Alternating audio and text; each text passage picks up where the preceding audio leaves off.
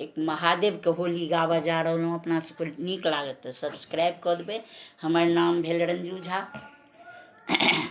जय मैथिल जय मिथिला। होली के शुभकामना सब सखी बहिन पाके, सब भाई लोग के। गौरा अर्जी हमार फागुन में नैहर में तू जइहा।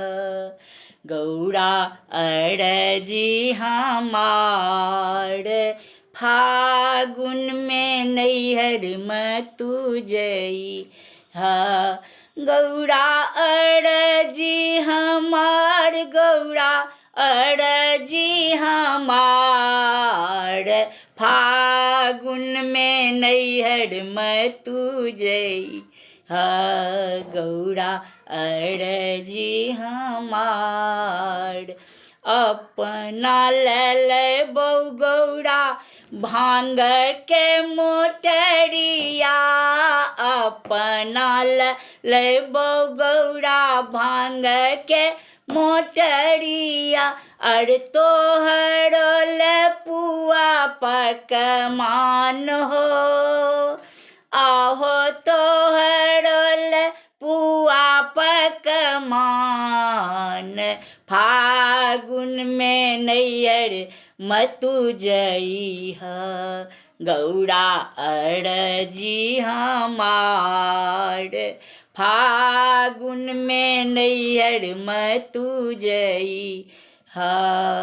अपना लेबौ गौरा राखड़ विभूतिया।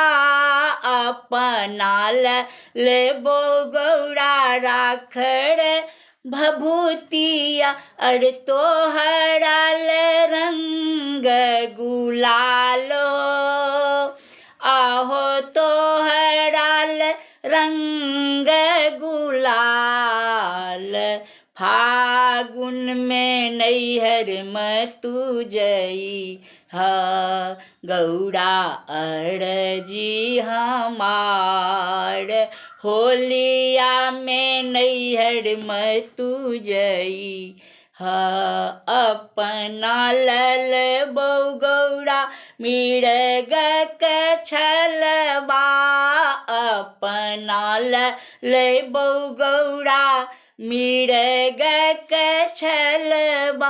अरे तोहर पाट पी तोहर चुंदड़ी सानो, आहो तोहर लहंगा पटोर।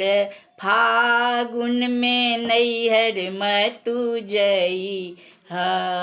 गौरा अर्जी हमार होलिया में नैहर में तू जइहा। गौरा अर्जी हमार होलिया में नैहर में तू जइहा। जय मैथिल जय मिथिला। हर हर महादेव।